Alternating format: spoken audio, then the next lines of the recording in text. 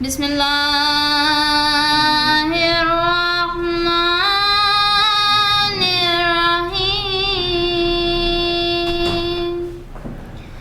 इज़ा जाअ नस्रुल्लाहि वल फथ व रअयतन नास यदखुलूना फी दीनिल्लाहि अफ़वाजा फसब्बिह बिहम्दि रब्बिका वस्तग़फिर इन्नहु कान तव्वाबा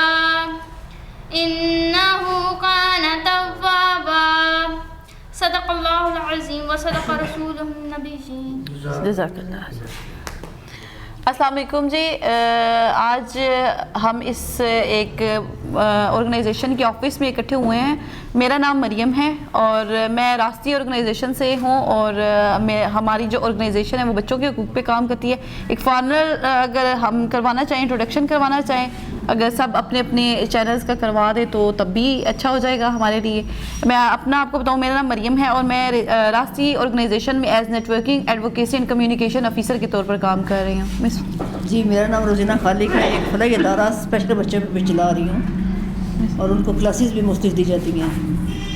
थैंक यू। मेरा नाम मिसबा रऊफ़ है। मैं रास्ती में एज ए फील्ड ऑफिसर काम कर रही हूँ। सर जी आप? मेरा नाम सलीम मुमताज़ चौधरी है जी और मेरा सारा ग्रेजुएट पाकिस्तान से। सर सर ज़हीर जी, मेरा नाम शेख ज़हीर अहमद है। मैं मेट्रो वॉच अखबार का पिंडी में ब्यूरो चीफ हूँ। मेरा नाम इमरान खान है और मैं रोज़ाना जो है ना देखो पाकिस्तान से। ठीक है सर। मेरा नाम यही है और दिल्ली से काम से आपके साथ हैं जो अब कैमरा में हैं, प्लीज़। वालेकुम सलाम। मेरा नाम बशीर है। Okay sir. मेरा नाम बशीर सलीम बशीर है और सोच टीवी से मेरा काम है। अच्छा सर। एहसान बख्श PFP न्यूज़ विजन और CBN यूट्यूब चैनल। ठीक सर। आप? मुनीर खान जी डेली क्लब। ठीक, thank you so much sir.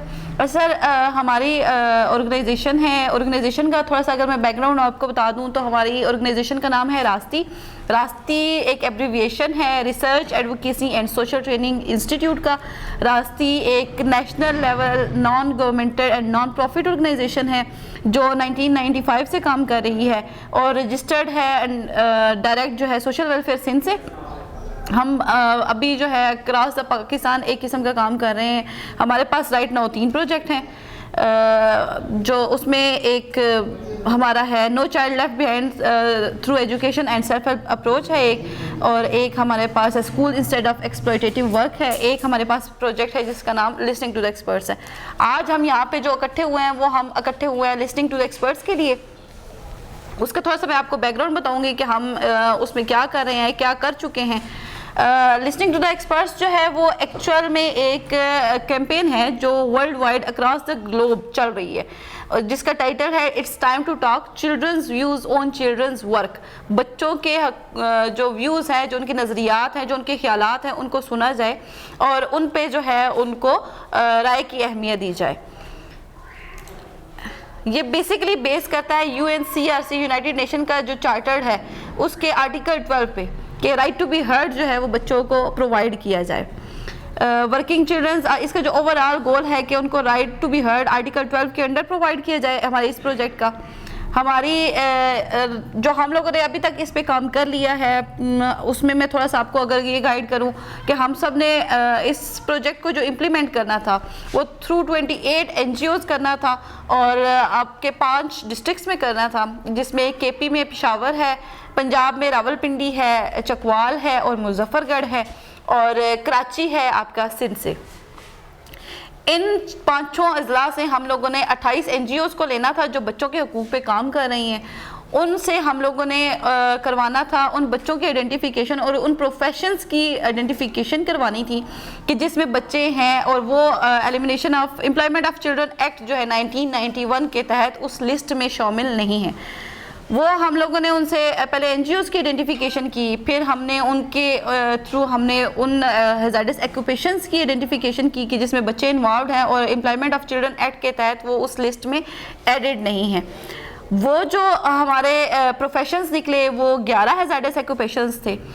उनका भी मैं नाम आगे चल के आपको बताती हूँ कि वो उनके क्या क्या नाम थे। फिर हमने उन बच्चों को कंसल्ट करने के लिए हमने जो 28 पार्टनर ऑर्गेनाइजेशंस थी उनकी हम लोगों ने कैपेसिटी बिल्डिंग ट्रेनिंग की।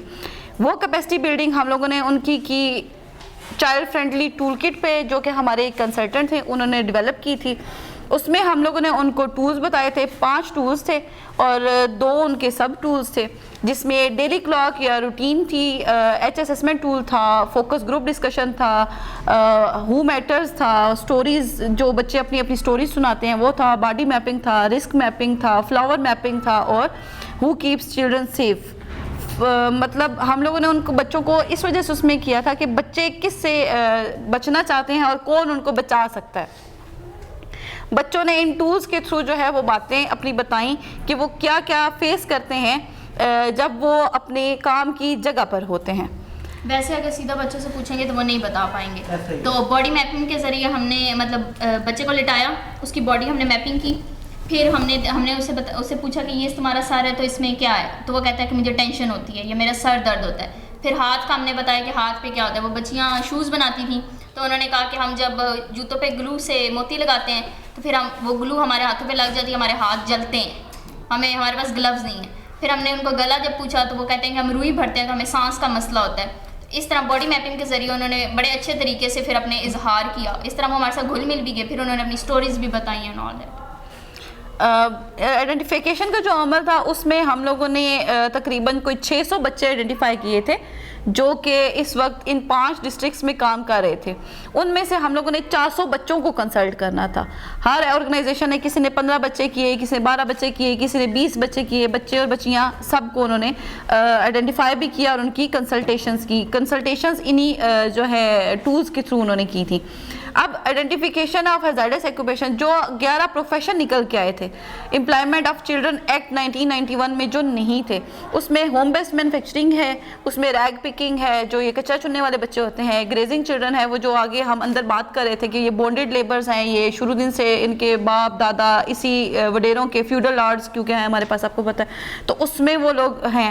फिर डोमेस्टिक चाइल्ड लेबर है, फिर ट्रांसपोर्टेशन में बच्चे इन्वॉल्व हैं, फिर फोर्स्ड बेगिंग उनसे करवाई जा रही है, ये जो माफिया है भीख मांगने वालों का, हॉकर्स चिल्ड्रन है, ये जो तस्बियाँ टोपियाँ ये चीज़ें बेच रहे होते हैं, ऑटो वर्कशॉप है। फिर उसके बाद फिशरीज़ में बच्चे इन्वॉल्व हैं। फिशरीज़ में सबसे ज़्यादा बच्चे इन्वॉल्व हैं जो हमें बिल्कुल इस चीज़ का पता ही नहीं है। कराची में आपकी पोर्ट पे अगर आप चले जाते हैं, पोर्ट कासिम कराची की बात कर रही हो, तो वहाँ पे आपके ढेरों बल्कि ढेरों क्या सैकड़ों बच्चे आपको मिलेंगे जो फिशरीज़ में इन्वॉल्व होते हैं। फिर ब्रिक किलन्स है आपकी और कोल माइंस हैं, इसमें आपके बच्चे सबसे ज़्यादा हैं।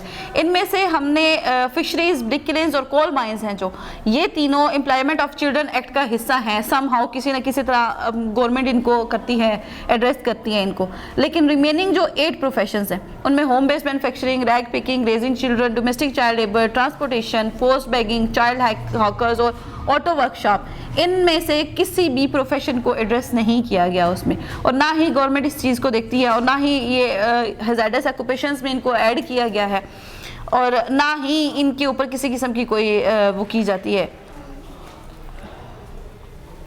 अब बात करते हैं हम लॉज की। लॉज हमारे पास मौजूद हैं, नेशनल लेवल पे भी हैं, प्रोविंशियल लेवल पे भी हैं, लेकिन उसमें उनको कैसे एड्रेस करना है, उनको कैसे हम इम्प्लीमेंट कर सकते हैं, ये एक डिफ़िकल्ट है। नेशनल लॉज में हमारे पास माइंस एक्ट है, क्योंकि आपको पता है कोल माइंस में ही बच्चे, मैंने आपको पहले बताया कि इन्वॉल्व है।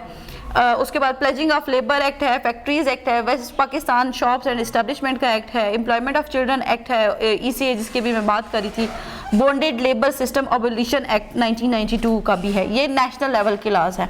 उसके बाद प्रोविंशियल लॉज हैं, उसमें पंजाब शॉप एंड इस्टेब्लिशमेंट वाला है, बॉन्डेड लेबर अबोलिशन एक्ट है, Punjab destitute and neglected children act है जिसके अंडर आपका ये child protection and welfare bureau registered है, इसी एक्ट के अंडर वो काम कर रहे हैं। Punjab prohibition of employment of children labour act brick killings है जो 2016 में ये एक्ट आया था।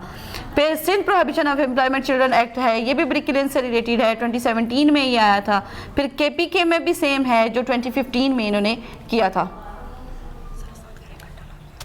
अच्छा, ये हम लोगों का एक ये प्रोसेस था। हमने बच्चों को आइडेंटिफाई किया, जैसे मैंने पहले अर्ज़ की, हमने बच्चों को उनकी जो आइडेंटिफाइड हमारी जो थी ऑर्गेनाइजेशंस थी, उन्होंने उनको कंसल्ट किया, बच्चों को वहाँ पे लेके आए, बच्चों के व्यूज़ लिए, उनके पर्सपेक्टिव लिए।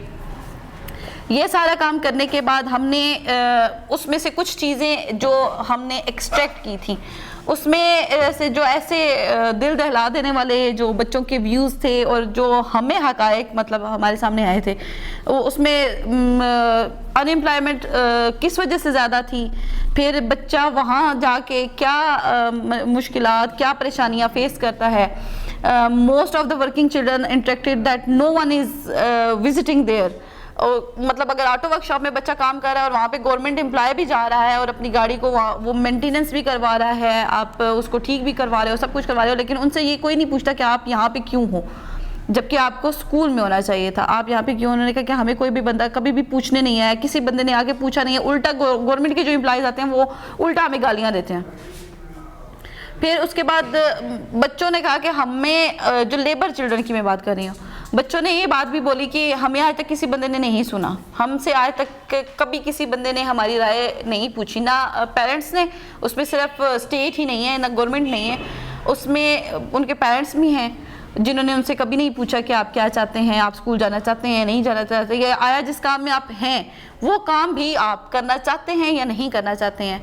अगर बच्चा इनकार कर रहा है कि मैं आज काम पे नहीं जाना चाहता, तो उसको मार डपट के उसको भिजवाया जाता है कि आप जाओ। आप नहीं जाओगे तो आपकी डेफिनेट बात है, आपको पता है कि दिहाड़ी काटी जाती है। हम भी इतने सखी दिल के मालिक हैं कि हम उनको नहीं करते, अलाउ नहीं करते। करंट स्टेटस में आपको इस प्रोजेक्ट का अगर बताऊं तो अभी हम लोगों ने बच्चों के, जैसे मैंने पहले अर्ज़ किया, बच्चों के व्यूज़ हम लोगों ने लिए, उन सबको एक जगह पे डेटाबेस कंपाइल किया हमने उनकी आइडेंटिफिकेशन करने के बाद। अभी उनके जो व्यूज़ थे उसमें हम लोगों ने 3 पॉइंट्स आइडेंटिफाई किए, क्योंकि बेसिकली ये एडवोकेसी का प्रोजेक्ट है कि हमने अवेयरनेस देनी है, एडवोकेसी करनी है रेलिवेंट स्टेक होल्डर्स को, वो लोकल टू नेशनल सबको हमने उनको UNCRC के आर्टिकल 12 का बताना है और उनको बताना है कि ये एक निगलेक्टेड या आपके वुलनरेबल बच्चे हैं, चिल्ड्रन हैं, इनको भी आपने सुनना है और इनको भी आप अहमियत उतनी प्रायोरिटी दें जितनी आप एक पढ़े लिखे बच्चे को या स्कूल जाते बच्चे को भी देते हैं। हमने उसमें से 3 लाइंस अपने लिए आइडेंटिफाई की, जिसमें आपका working children's right to be heard उनको प्रोवाइड किया जाए, इस चीज़ की हमने अवेयरनेस देनी है। बैनिंग 11 आइडेंटिफाइड हजार्डस ऑक्यूपेशंस हैं, HNCLL की फार्मूलेशन की जाए, जो कि ECA में जो हमने ये 11 हजार्डस ऑक्यूपेशंस आइडेंटिफाई किए जिसमें अभी बच्चे काम कर रहे हैं, उनको बैन किया जाए और उनको उसमें ऐड भी किया जाए, ECA में ऐड भी किया जाए। Plus bringing uniform laws on child labour in Pakistan, कि चाइल्ड लेबर लॉ जो है, यूनिफॉर्म चाइल्ड लेबर एज होनी चाहिए, लॉ भी एक ही होना चाहिए, जो चारों प्रोविंसेस के लिए भी हो, सेम हो, और बाकी सारे ऑक्यूपेशंस के लिए भी सेम होना चाहिए। अभी हम जो कर रहे हैं, अभी हम इस पे लॉबी मीटिंग्स कर रहे हैं, अभी हम इस पे मीडिया अवेयरनेस कर रहे हैं, अभी हम इस पे एडवोकेसी मीटिंग्स कर रहे हैं, हम इस पे FM शोज़ कर रहे हैं कि हम इस पे अवेयरनेस दें। ये काम अभी कर रहे हैं। आप लोगों को आज यहाँ पे बुलाने का मकसद भी यही है कि हम आप लोगों के थ्रू आगे, क्योंकि अखबार अभी भी काफ़ी ज़्यादा जगहों पे, अगर हम कहते हैं कि नहीं पढ़ी जाती, लेकिन काफ़ी ज़्यादा जगहों पे पढ़ी जाती है। अभी भी TV काफ़ी जगह पे देखा जाता है।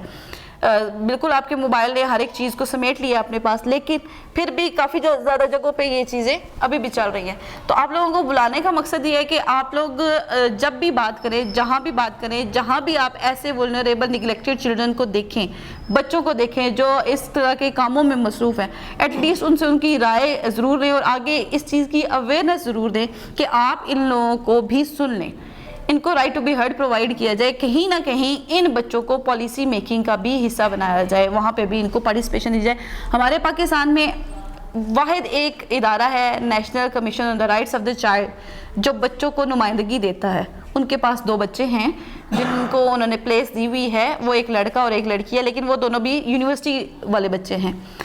उनमें लेबर नहीं है, लेबर चिल्ड्रन को भी जगह दी जाए, उनको भी सुना जाए, वो क्या चाहते हैं, वो क्या चाहते हैं कि उनके लिए क्या बेहतर हो। हम ये बिल्कुल भी नहीं कहते कि गवर्नमेंट एकदम से मतलब इंस्टीट्यूट्स को या लेबर डिपार्टमेंट को भगा दे कि आप इन बच्चों को इधर से उठा लें, या चाइल्ड प्रोटेक्शन वेलफेयर ब्यूरो जाके उन बच्चों को वहाँ से उठा ले और उनको अपने जो उनके इस्टेब्लिश्ड वो हैं इंस्टीट्यूट्स हैं वहाँ पे ले जाए। नो, बट उनको ये दिया जाए, उनको एक वे फॉरवर्ड दिया जाए, ज़्यादा नहीं तो एटलीस्ट उन बच्चों के लिए, जैसे ऑटो वर्कशॉप की हम लोगों ने बात की है, ऑटो वर्कशॉप में अब डेफिनेट बात है, एक बच्चा जो 5 साल से जा रहा है, अब वो आधा मैकेनिक तो बन चुका है, काफ़ी सारी चीज़ें वो उसमें सीख चुका है।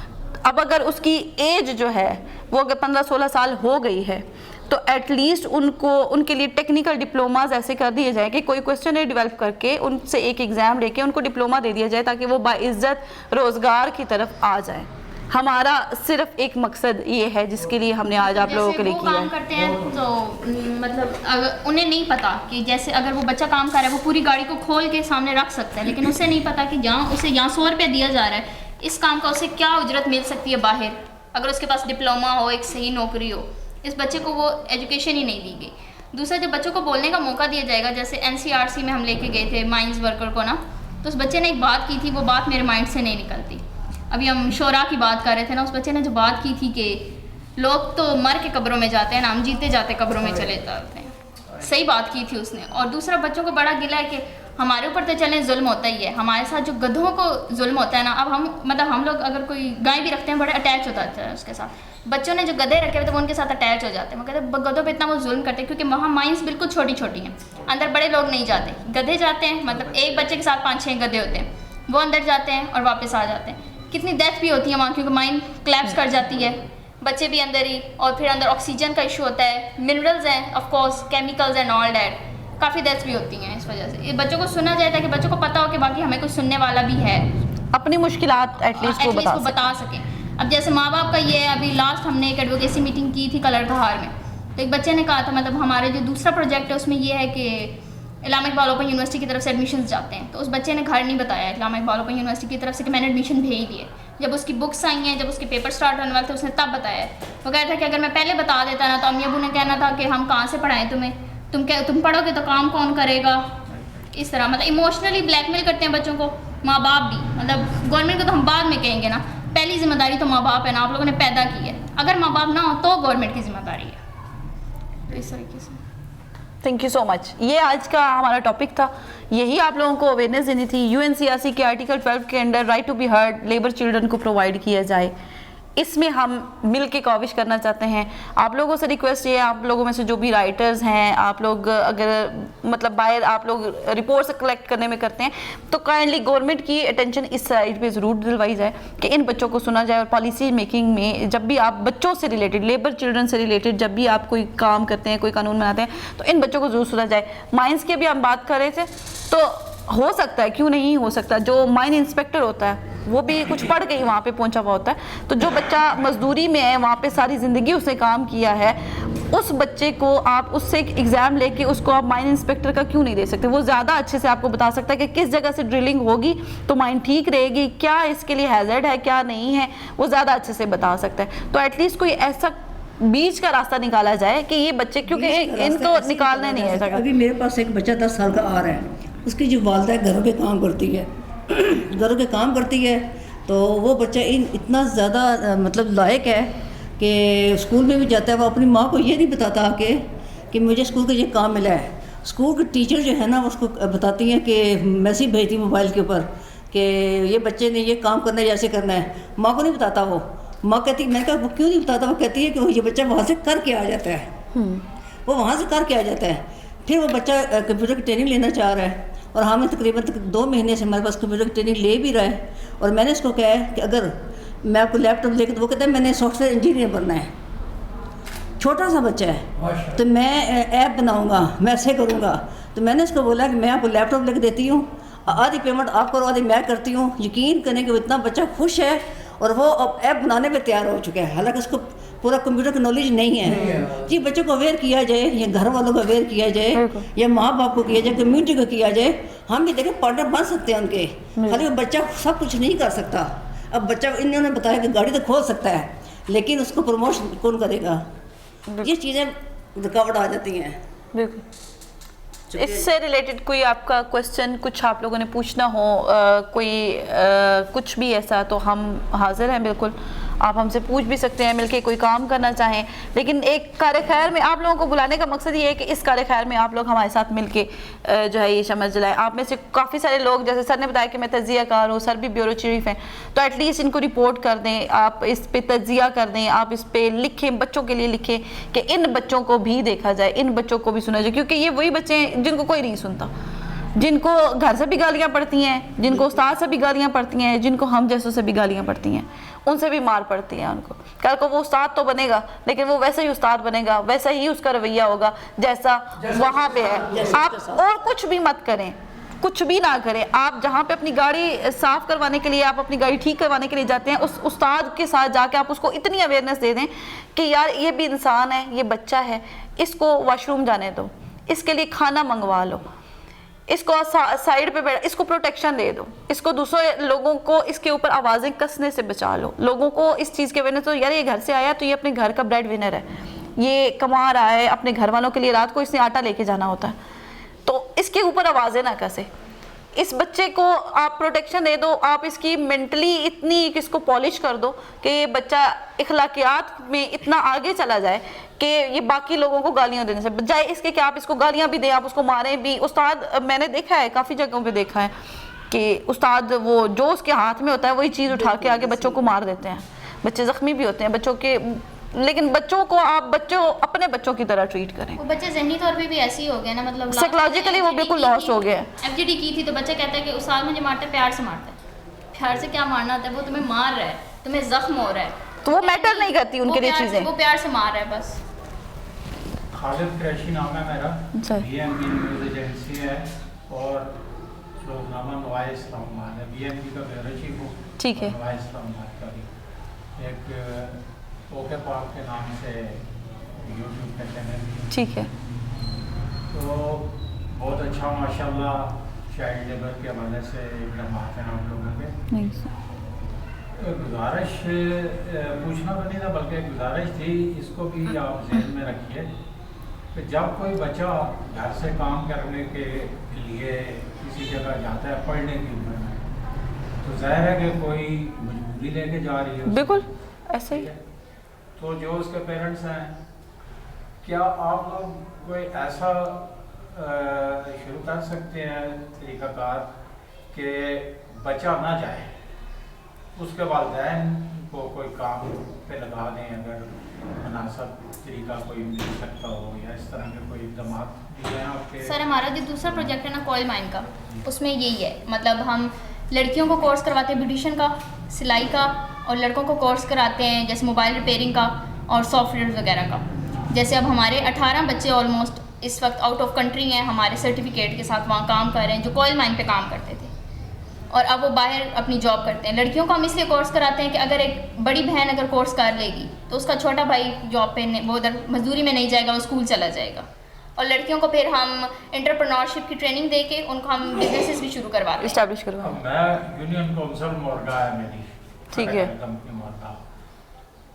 बिलफर्ज अगर कोई बच्चे वहाँ से ऐसे मिलते हैं, उन्हें मैं बताता हूँ कि आप यहाँ जाओ, यहाँ आपको तरबियत दी जाएगी, तो करीब करीब कौन सी जगह पड़ेगी? सर उसमें ये है कि हम रावलपिंडी में खुद नहीं बैठे हुए हैं, हमारा अपना कोई ऑफिस नहीं है रावलपिंडी में, ठीक है। हमने यहाँ से ऑर्गेनाइजेशंस, मैंने जैसे पहले अर्ज़ की, हमने 28 ऑर्गेनाइजेशंस के थ्रू ये काम करवाया है, हमारी वो पार्टनर ऑर्गेनाइजेशंस थी, ठीक है। उसमें हाँ ये हो सकता है कि करीब तरीन आपकी ऑर्गेनाइजेशंस जो भी होंगी, जैसे इनकी ऑर्गेनाइजेशन है, ये लोग भी कंप्यूटर का कोर्स करवा रहे हैं, ठीक है, वहाँ पर जो भी ऑर्गेनाइजेशन कोई भी ऐसा काम करवा रही होगी तो उससे बात करके हम उनको उधर रेफ़र ज़रूर कर सकते हैं। हम खुद नहीं बैठे हुए यहाँ पर, हमारे अपना प्रोजेक्ट जो है वो हमारी चकवाल से चल रहे हैं, हम बेस चकवाल में है, हमारा ऑफिस वहाँ पे है। एज क्या होनी चाहिए और तालीम कितनी कंप्यूटर के लिए? सर ये तो उसकी बच्चे की लर्निंग पे होता है, पहली बात तो ये है। दूसरी बात ये कि हमने ये जो बच्चे कंसल्ट किए थे, जो बच्चे मैटर्स करते हैं, जिन बच्चों की आवाज़ भी मैटर्स करती है, वो बच्चे 10 से 17 साल की उम्र के बच्चे होते हैं जी, 10 से 17 साल, क्योंकि जो 10 से कम होगा वो बिल्कुल ही बच्चा होता है, और जो 18 तक चला जाता है वो आपको पता है कि बालग में आ जाता है। मैट्रिक तक तो मैट्रिक बच्चे 16 साल की उम्र के कर लेते हैं, जो अंडर मैट्रिक है जिसने 7वीं 8वीं करके भी छोड़ दिया है, हाँ जी, वो कर लेते हैं, वो कर सकते हैं। जो इंटेलिजेंट बच्चे हैं ना, जैसे ग्राफिक डिजाइनिंग है ना, वो जी। प्राइमरी पास भी करते हैं कर लेते हैं, और बल्कि अनपढ़ भी होते हैं उसके अंदर। ऐसा ही है, नहीं, लेकिन जो सीखने का अमल है ना, उसके लिए तालीम का होना ज़रूरी नहीं होता। सीखने का अमल हो। नहीं, ऐसे ही है। लेकिन ना ये एक मोटरसाइकिल है या कार है, गाड़ी है, ये जापान ने बनाई ये है। जो जगह जगह बच्चे ठीक है? बैठे हुए हैं ना, और उन्होंने अपनी जबान में उनको उसके नाम रखे हुए हैं इंजन के। बिल्कुल। ठीक है। जबकि हमारे एक बच्चा छोटा सा, उसे पंजाबी में वो कहता पाना नया हाँ जी। वो कर दे, बिल्कुल। चिमकी खोल दे, बटन डाल, लेकिन वो उसके नाम नहीं है, नहीं है। उसको सारी चीजों का पता और उसे पूरे का पूरा बना लेता है। इंटरनेशनल कानून के मुताबिक ये कि 18 साल से जो कम है वो बच्चे हैं, ठीक बिल्कुल। है? लेकिन 7 साल की उम्र के बाद बच्चा जो है ना, उसको कुछ सेंसेस आने शुरू हो जाते हैं, बोल सकते शऊर हैं, में जो फिर बैठ जाता है, वो उसके बूढ़े होने तक उसे नहीं बोलता नहीं है। तो 7वें साल की उम्र में बेहतर ये है कि 7 साल के बाद ही उस बच्चे को अगर किसी फील्ड में डाला जाए। जी, जी, और ऐसे मैं समझता हूँ कि जो ये खिता है, खिते से मुराद ये जो बरसगीर का खिता, ये दुनिया के लायक तरीन और आला तरीन ज़हनियत के लोगों का है। बिल्कुल। वरना यहाँ पे कभी अंग्रेज आके हुकूमत ना करता, उसे पता था कि यहाँ कितनी अच्छा। उसके बाद ये भी है कि यहाँ के जो हमारे कुदरती तौर पे भी, यानी फितरी तौर पे भी है ना, हमारा जो बच्चा है दूसरे बच्चों से बाहर के यूरोपीय या दूसरे मुल्कों से वो ज़्यादा जो है ना ज़हीन है। बिल्कुल। तो मैं समझता हूँ कि हमें अपने बच्चों के लिए ये जो आपने अभी बात की है कि हमें से कानून तो बने हुए हैं, लेकिन बिल्कुल। अमल दरामद नहीं होता। तो उसको अमल दरामद कराने के लिए हमें कोई ऐसा एक प्लान करना चाहिए हम सबको, तंजीमों को, बाकी हम जो जर्नलिस्ट हैं हम भी अपने तौर पे उस पर लिखने के लिए, बोलने के लिए जहाँ जहाँ हमें मौका मिलेगा हम ज़रूर करेंगे इंशाअल्लाह रज़ीज़। और आपके साथ मेरा तो वैसे भी तल्लुक़ जो है ना वो जो आप ही हैं उनसे, हम चूँकि कोलीग भी हैं एक इदारे में, तो वैसे भी मैं तो खुद बज़ाते खुद मैं एक समाजी आदमी हूँ। नमूद सहार एक वेलफेयर फाउंडेशन है इन्हीं की, वो तो उन्होंने जो है मुझे कैंप टान के उसका वाइस प्रेसिडेंट बनाया। यानी कहने का मकसद था, असल में तो काम कर रहा था। यहाँ पे जो टोखबा में एक तंजीम है जो कि बागबान के नाम से है, तो वो भी ओल्ड एज होम का कार्य है, उसमें भी अपने तौर पे जहाँ तक मैं मुमकिन होता है कोशिश होती है मैं करता रहता हूँ। तो बेसिकली मैं खुद एक समाजी आदमी हूँ और उसी वजह से शायद वो उसमें भी हूँ कि गवर्नमेंट की वजह तंजीम है डिस्ट्रिक्ट रूरल प्रोटेक्शन काउंसिल।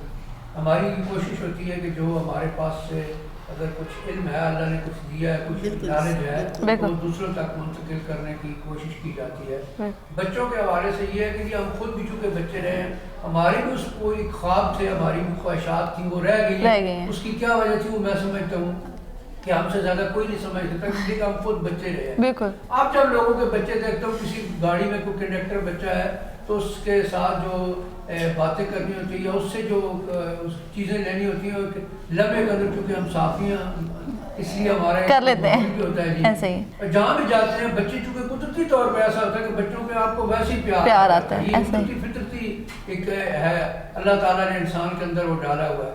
तो बच्चा तो किसी का भी हो, ये तो इंसान का हो, किसी का भी बच्चा हो तो कितना रहम आ जाता है जब उस पर कोई तकलीफ हो या तो इसलिए मैं समझ रही कि हम सबको मिल के जो आज आपने जो ये सारा प्रोग्राम किया है मुझे बड़ी खुशी हुई है। इंशाल्लाह हम आपके साथ चलेंगे जी। आपको जो मेरी तो वैसे भी चकवार में से नज़दीक और पिंडी में, मैंने तो आपको खुद कल भी कहा था कि आप यहाँ पे कोई इसका बाकायदा से जो है ना प्रोग्राम ऑफिस का बिल्कुल करें, बिल्कुल ऐसे ही। तो ये हमारी ज़रूरत है, हमें सब ने मिल के, हमारी जहाँ तक है लिखने की, पढ़ने की, कहने की, यानी कुछ हमने अगर किसी रेडियो पे कहना है या किसी टीवी चैनल पे कहना है या हमने कहीं लिख के किसी मैगजीन या अखबार में लिखना, वो तो हम इंशाल्लाह करेंगे। लेकिन इससे हट के भी अगर आपको कोई हमारी हेल्प की ज़रूरत होगी तो इंशाल्लाह हम आपके साथ चलेंगे। आपको बहुत शुक्रिया, बहुत thank you so much. Add करना चाहूँ कि हम जो रावल पिट्टो के इनका हमारे साथ फर्स्ट इंट्रोडक्शन था और हम इनको वेलकम करेंगे कि अगर ये हमारे हसना वेलफेयर को अपना यहाँ पे रावलपिंडी बेस्ड चाइल्ड प्रोटेक्शन के हवाले से या अनदर वेलफेयर की एक्टिविटी के हवाले से अगर आप रावलपिंडी में हसना वेलफेयर को अपने साथ लें तो इंशाल्लाह ताला हम वॉलंटियरली तौर पे भी आपके साथ चलने के लिए तैयार हैं। उसकी वजह ये होती है ना कि ये जो एक्टिविटीज़ होती है ना वेलफेयर के हवाले से, तो मैं आगे भी बात कर रहा था शायद कि आसानियाँ बांटनी चाहिए, ठीक है। प्रोजेक्ट तो चलते रहते हैं, आते रहते हैं, ख़त्म होते रहते हैं, लेकिन सस्टेनेबिलिटी किसी चीज़ के लिए बहुत ज़्यादा ज़रूरी होती है। बिल्कुल ऐसे ही। और इंशाल्लाह ताला हम वो अक्सर नहीं कहते कि दाम में दिर में सुखने, तो हम इनके साथ इंशाल्लाह जो भी हमसे हो सका तो आप कदम बढ़ाएं और रावलपिंडी में इंशाल्लाह ताला हम आपके साथ हैं, और जो भी असिस्टेंस हो सके चाइल्ड प्रोटेक्शन या इसके अलावा एंड अदर एक्टिविटीज़ जो वेलफेयर के वाले से इंशाल्लाह हसना वेलफेयर इनको अपना प्लेटफॉर्म जरूर। Thank you so much sir. हम सबको अपने अपनी हिस्से की एक समझ लानी चाहिए और हमें करना चाहिए, बिल्कुल। Thank you so much. ये चीज़ इंसानियत के जज्बे के बगैर नहीं हो सकती। जब तक आप में इंसानियत का जज्बा नहीं है, आप में हमें महलों में भी रहते नहीं, आप अरबों के मालिक हो, लेकिन अगर आप में इंसानियत नहीं है तो आई डोंट थिंक कि आप कुछ भी कर सकते हैं। Thank you. अच्छा, एक क्वेश्चन था कि आपने कहा था जैसे कि आप लोग कोर्सेज डिफरेंट करवा रहे हैं, जैसे ब्यूटिशियन का, मोबाइल रिपेयरिंग का, और अपने का इंटरनेशनल भी लोग जा रहे हैं। क्या ऐसा भी है आपका कि उनको जो कोर्स कराने के बाद आप यहाँ पर कोई बिजनेस अगर करवा दें, जैसे ब्यूटिशियन का आपने कहा, तो ब्यूटिशियन में अगर वो बच्ची अगर घर में बैठकर अपना ब्यूटी पार्लर बना ले, या जैसे आपने कहा कि आप कह रहे हैं कि एक मैकेनिक है बच्चा, वो गाड़ी खोल लेता है लेकिन उसको स्पेयर पार्ट्स का पता नहीं होता, उसको भी डिप्लोमा दिया जाए। क्या आपके पास ऐसा कोई लाइव अमल है कि जिसके बाद आप उनकी जॉब प्लेसमेंट या उनको कोई छोटा मोटा बिजनेस बना कर दे सकते? बिल्कुल ऐसा ही है सर। जैसे हमने पहले अर्ज़ किया है कि हमारे एक ये प्रोजेक्ट है, हमारे पास 3 प्रोजेक्ट है, ठीक है। हमारे पास एक और प्रोजेक्ट है जिसका नाम है school instead of exploitative work. उसके अंदर हम एक अप्रोच पे काम कर रहे हैं, चाइल्ड फोकस्ड कम्युनिटी डेवलपमेंट, हम उसको कहते हैं CFCD अप्रोच, ठीक है। अब उसमें हम करते क्या है कि बच्चे को महवर मान के हम उसके आगे पीछे जितने स्टेक होल्डर्स होते हैं ना, रेलिवेंट स्टेक होल्डर्स, हम उनको एम्पावर करते हैं, ठीक है। अभी हम इसी अप्रोच के तहत वहाँ पे भी काम करते हैं। जो बच्चे इस एज पे पहुंच जाते हैं, 15-16 साल की उम्र में पहुंच जाते हैं, हमने उनको NLC से भी कोर्स करवाए हैं। उनमें से कुछ बच्चे, जैसे इन्होंने बताया, हमारा टारगेट जो होता है वो 60 बच्चे होता है। 3 कम्युनिटीज़ है हमारे पास, 20-20 बच्चे हम तीनों कम्युनिटीज़ से लेते हैं। वही बच्चे जो लेबर में इन्वॉल्व होते हैं वो हमारे पास फन लर्निंग सेंटर पर आते हैं, फिर हम उन्हीं में से बच्चों को लेके जाते हैं इन कोर्सेज़ के लिए। हमने उनको कोर्सेज भी करवाए हैं, ठीक है। हमने फिर उनको, जो बच्चे बाहर जा सकते थे, जिन्होंने अप्लाई किया वो बाहर चले गए, जो बच्चे यहाँ पे हैं उनके साथ हम लोगों ने उनके रिलेटेड जो है सर को, शायद आपको भी पता है कि वहाँ पूरी एक पट्टी है, वहाँ पे गांव है, गांव के आपको पता है कि अड्डों पे होती हैं दुकानें बनी हुई होती हैं। प्लम्बरिंग के कोर्सेज हमने उनको, जिनको करवाए थे, उन्होंने अपनी प्लम्बर की शॉप बनाई हुई है। जिनको हम लोगों ने इलेक्ट्रिसिटी कोर्स करवाया था, वो इलेक्ट्रिसिटी के कोर्सेज में, इलेक्ट्रिकल कोर्सेज के लिए अपनी शॉप बना के बैठे हुए हैं। बच्चियों की बात की आपने, अभी रिसेंटली हमने 3 बच्चियों को करवा के दिए, तीनों कम्युनिटीज़ में 4 को करवा के दिए हैं। उनको हम लोगों ने पार्लर अपनी कम्युनिटी में ही उनको बनवा के दिए हैं। ठीक है, थैंक यू सो मच। ये था कि आपने तो बहुत अच्छा काम शुरू किया है, बच्चों के बारे में बहुत सारी देखने में आए जी जी, किसी न किसी जगह पे कोई ना कोई वाकया लगा रहता है। इसी तरह ये तो अच्छी बात है कि स्कूल में उस्ताद को मारने से ये अच्छी बात है, लेकिन बिल्कुल ही लापरवाही करना ये भी अच्छी बात नहीं है। आपने ये बच्चों के लिए जो काम आप कर रही है, ख़वातीन के लिए जैसे भी है, ये रास्ती नाम क्यों रखा? पहले तो ये बात है कि इसका नाम रास्ती क्यों रखा? ठीक है। बाकी आपने जो आपकी अचीवमेंट है वो भी वेरी गुड। आपने जितने काम करने हैं, मैं समझ गया कि आपने इसकी डिटेल बता दी। क्वेश्चन तो नहीं बनता कि कोर्सेज करा के उनको हमें भी चाहिए कि बच्चों को किसी सूरत में भी देखें। आप यकीन करें, एक छोटी सी बात है कि कोई आदमी बच्चे को माँ ही भले थप्पड़ मार रही हो, तो आप पास से गुजर रहे हैं, अगर ज़रा भी आपको एहसास है तो आपको बहुत बुरा लगता है। मेरा बस चलो तो इस औरत के मुँह पे इस तरह बैठ, बिल्कुल ऐसा ही बच्चे मासूम होते हैं, ऐसा ही। आपने मेरा शुभ बड़ी अचीवमेंट की है। हम आगे के तावन के लिए आपके साथ हैं। जब भी पिंडी का प्रोग्राम करें, हम चाहते हैं कि आपका ये जो टॉपिक है ना, ये बहुत इम्पोर्टेंट। थैंक यू सरकारी सतह पर भी, नेशनल सतह पर भी, इतने मुल्क हैं। बिल्कुल ऐसे ही है। आप सिर्फ हमें ये बता दें कि आपने रास्ती कैसे नाम? अच्छा सर, ये जो रास्ती है ना, ये मुखफ़फ़ है असल में, ये असल में है ये research advocacy and social training institute. तो आजकल आपको पता है कि वो ज़रा एब्रीविएशन की वो ज़रा ज़्यादा है, तो वो हमने उसका वो उठा के तो इसका कहते हैं। वैसे ये रास्ती का मतलब मैंने जिनसे सुना है और मैंने खुद भी सर्च किया, इसका बेसिकली ये चिराग मतलब है। रास्ती को अगर आप उसमें करें तो चिराग मतलब है, हाँ जी, रोशनी फैलाना, चिराग में जलता हुआ चिराग, रास्ता दिखाना, हाँ जी जी, बिल्कुल ऐसे ही है, इस वजह से सर ये फनो वाला भी रास्ती हो सकता है, रास्ता होता है फनो का रास्ती रास्ती होती है, क्योंकि जो कहते हैं ना रास्ते में। Thank you so much, thank you sir.